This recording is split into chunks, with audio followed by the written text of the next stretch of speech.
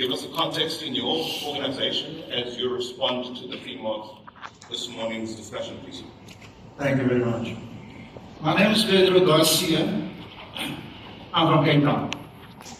I've got a Filipino grandfather, grandmother that came from St. Helena Bay, one French origin, and somehow in 1916, that equated to me being a gay colored.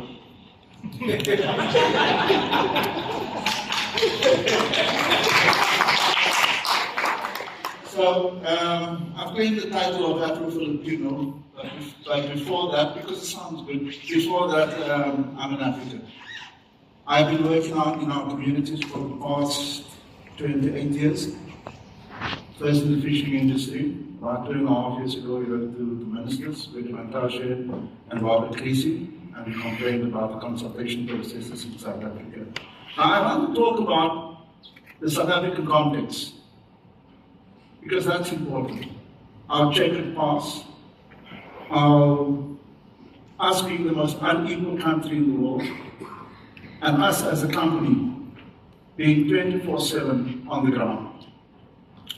I hear a lot of people complaining about locusts.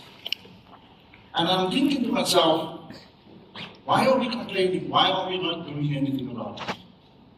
Every conference that we attend since 2.5 years ago speaks about the challenges that we are dealing with. But nobody's doing anything about it. Even this conference, everybody is talking about local content. They're talking about the socioeconomic conditions. They're talking about what's happening at the grassroots. But nobody's doing a damn thing about it. We are. And I'll explain that to you as well. But we can't do it on our own.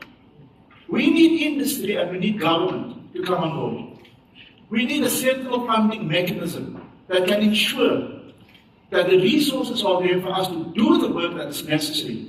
Now, we as a company, as GCM, we're completely neutral. So we don't influence anybody's decision, whether it's corporate, whether it's government, whether it's community. Our core objective is to achieve informed decision making. And this will surprise you, because there's a fear that the more capacity you bring to our communities, the more opposition you're going to get to oil and gas or whatever other industry wants to come into their area. That is not true. That is a myth. The more you capacitate your people, the better your chances are of succeeding. When people understand the real benefits, and this should go for everybody, whether you are an environmentalist, whether you are from industry, whether you are from government, what we need at the grassroots level is honesty. And people will accept it. We've been there, we are there. 24/7, this is where we are. We just come from the South Coast now, we work with SLR and the new company, Main Street. We've been in the Eastern Cape, right up as far as Mpumalanga, with Searcher and EIMS, also SLR.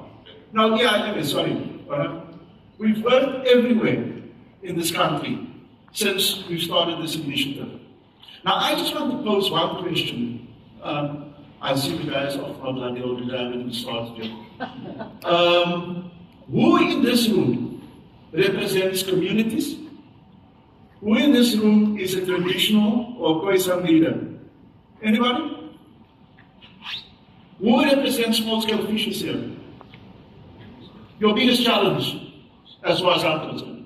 Not a single representative. What the young man said earlier on. Nothing with us, without us. This is where it starts.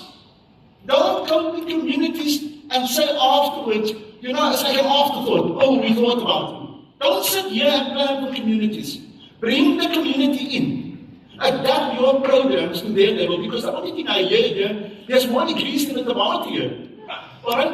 People measuring their PhDs and their emeritus and what God knows what else. I have a PhD. Mine is just defined a bit differently. I passed high school with difficulty. But I'm here. I don't try away from conclusion. This is, yes, I'll be with you now. This is where the rubber hits the road. Join me. We'll make this work. Sophia, 5 minutes. You can hear me? I'm Cecilia from SAOGC. I'm a colleague